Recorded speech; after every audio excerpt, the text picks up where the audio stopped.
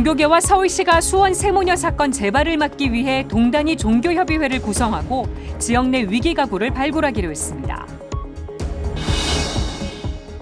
낙태 종식을 호소하는 국제 캠페인인 생명을 위한 40일 기도가 명동대성당 들머리에서 열리고 있습니다. 기도 일정과 참여 방법 전해드립니다. 코로나19 이후 우리 국민의 디지털 미디어 사용량이 급증했습니다. 연세대 커뮤니케이션 대학원 최선영 개건 교수로부터 디지털 미디어를 현명하게 이용하는 방법 들어봅니다.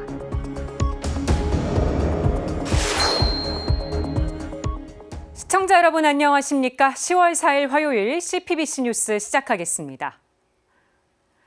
올해 8월 수원의 한 다세대 주택에서 어머니와 두 딸이 숨진 채 발견됐습니다. 세 모녀는 지병과 빚으로 생활이 어려웠지만 복지 서비스는 받지 못했습니다. 수원 세모녀 사건이 재발하지 않도록 종교계와 서울시가 손을 맞잡았습니다. 종교협의회를 구성해서 지역 내 위기 가구를 발굴하고 고독사 예방 사업 등을 펼치게 됩니다.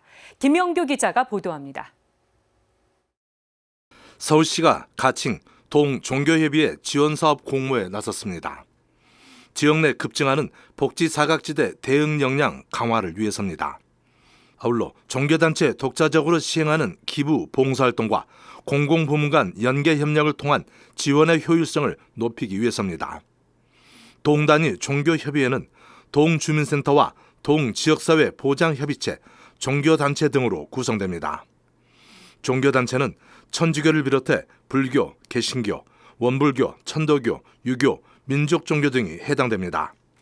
신청은 오늘부터 11일까지 동주민센터로 하면 됩니다. 다만 한 개의 종교단체는 한 개의 동주민센터 단위로 구성된 협의회에만 신청이 가능합니다. 한 개의 종교단체가 두 개 이상의 동주민센터에 중복 참여하는 것은 불가능하다는 얘기입니다. 이에 비해 복수의 종교단체가 각각 동일한 동주민센터에 사업 신청은 가능합니다. 선정 결과는 이달 중 발표될 예정입니다. 사업 기간은 이달부터 오는 12월까지입니다. 종교협의회는 이 기간 동안 지역 내 위기 가구 발굴 신고와 고독사 예방, 후원금품 기부, 연계 등의 사업을 펼치게 됩니다. 종교협의회 협업을 통한 신규 돌봄 사업도 발굴 시행할 수 있습니다. 예를 들어 종교단체가 자체 발굴한 위기 가구를 동주민센터에 신고하면 센터 등은 법 제도상의 지원을 모색하게 됩니다. 또 종교단체는 자체 확보한 후원 물품의 동주민센터 기부를 통한 위기 가구 지원 활동도 펼칠 수 있습니다. 아울러 자체 구성한 자원봉사단을 활용한 위기 가구 봉사 활동도 가능합니다.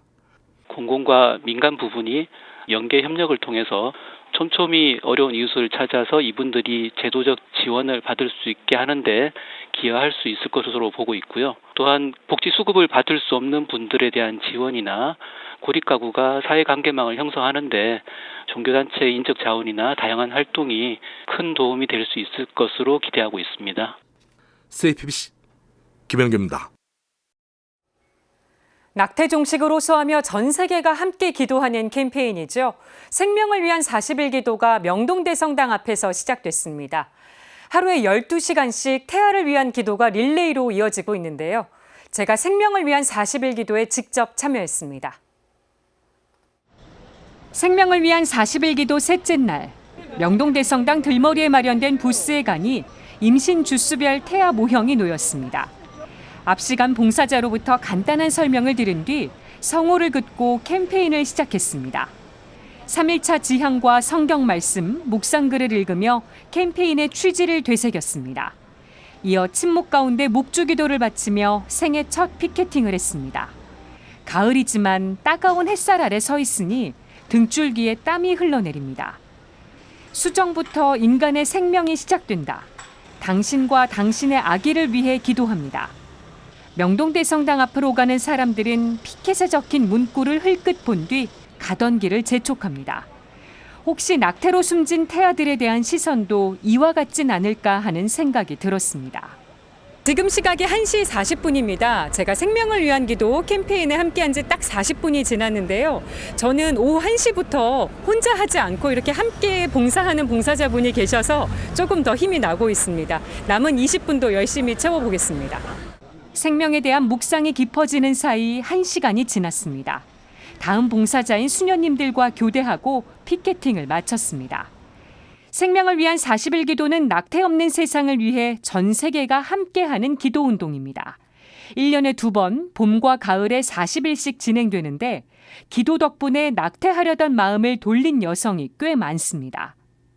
기도가 보이지 않는 힘이 분명히 있습니다. 아침 9시부터 저녁 9시까지 끊이지 않고 기도해야 되기 때문에 비는 시간 없이 기도할 수 있도록 미리 신청해 주시면 좋겠습니다. 참여를 원하면 생명을 위한 40일 기도 한국본부 홈페이지에서 원하는 시간을 선택해 신청하면 됩니다. 주일과 월화목금은 천주교가, 수요일과 토요일은 개신교가 주관합니다. 생명을 위한 40일 기도에 참여한 최금현 씨는 혹시 낙태를 생각하고 있을지도 모를 여성들에게 따뜻한 조언을 건넸습니다. 굉장히 고민은 되겠지만 아기가 태어나는 그 순간 여성으로서 가장 행복한 순간을 맞이하게 될 것이고, 그리고 나의 힘이 아니어도 선한 영향력을 가지신 분들이 아이를 건강하게 키워주실 것이니까 낳으라고. 이번 생명을 위한 40일 기도는 다음 달 6일까지 이어집니다. 지금까지 앵커 리포트였습니다. 원주교구 성음악교육원이 홍보 영상을 제작했습니다. 2015년 성음악연구소와 엠마우스 성음악교실이 통합된 후 제작된 첫 홍보 영상입니다. 원주교구 성음악교육원 홍보 영상은 원장 이규영 신부의 홍보로 시작됩니다. 이 신부는 영상에서 원주교구 성음악교육원은 거룩하고 아름다운 전례를 위해 성음악을 가르치고 배우는 곳이라고 소개합니다. 이어 성음악을 배우는 것이 얼마나 기쁘고 소중한지 조금이라도 알 수 있는 기회가 되길 바란다고 말합니다. 강석희 교수 등 교수진은 가톨릭 전례와 그레고리오 성가 등을 공부하고 직접 부를 수도 있다며 많은 이들의 참여를 당부했습니다. 특히 백정현 신부는 1학년 반 세실리아, 2학년 반 그레고리오, 3학년 반 암브로시오 등 교육 과정을 설명합니다.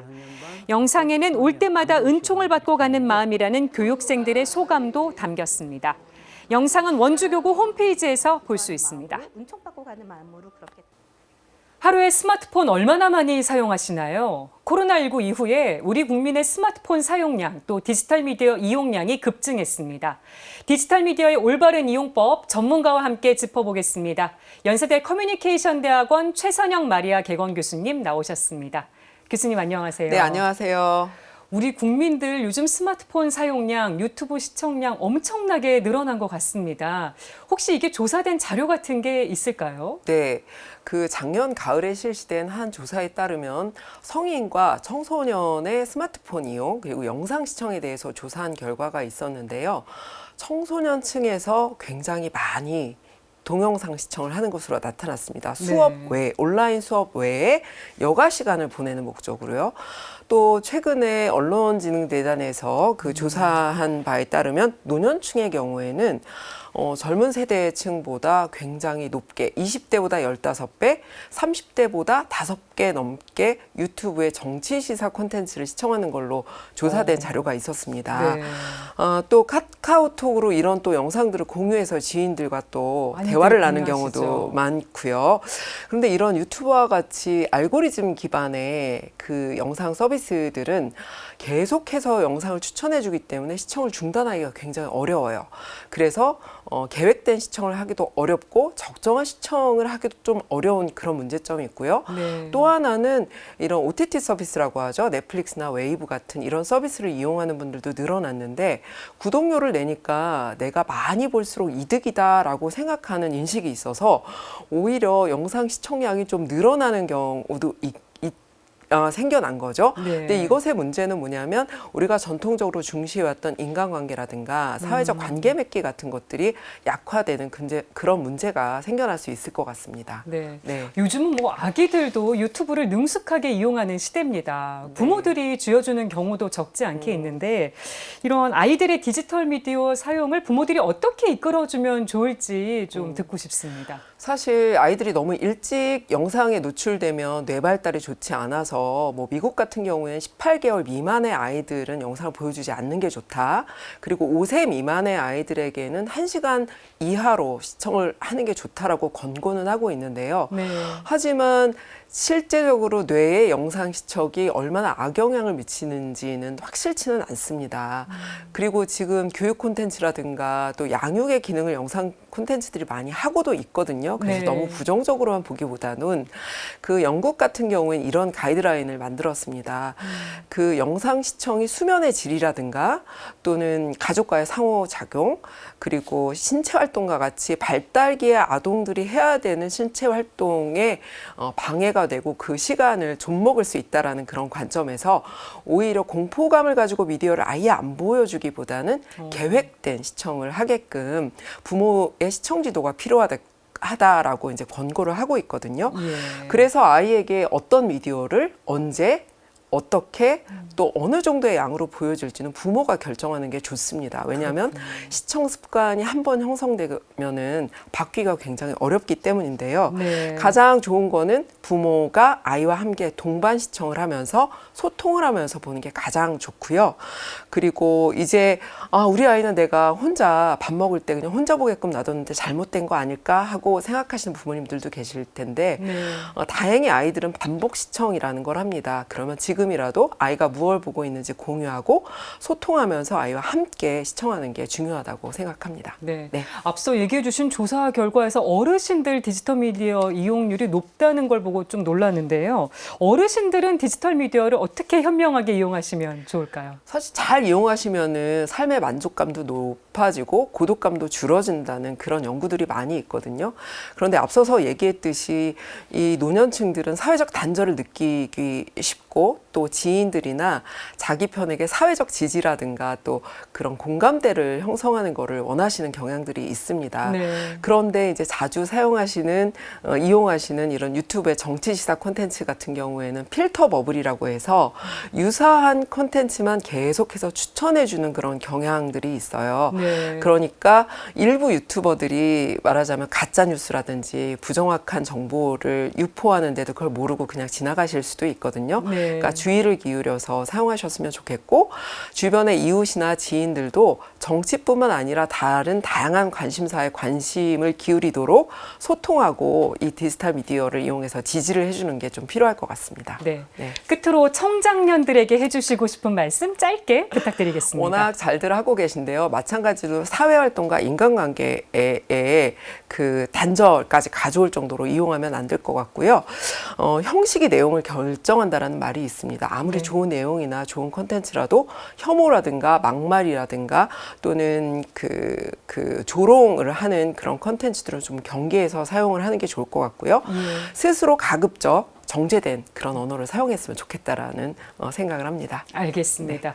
지금까지 연세대 커뮤니케이션 대학원 최선영 마리아 교수님과 얘기 나눠봤습니다. 오늘 말씀 고맙습니다. 네, 감사합니다. 이것으로 CPBC 뉴스를 마칩니다. 시청해주신 여러분 고맙습니다.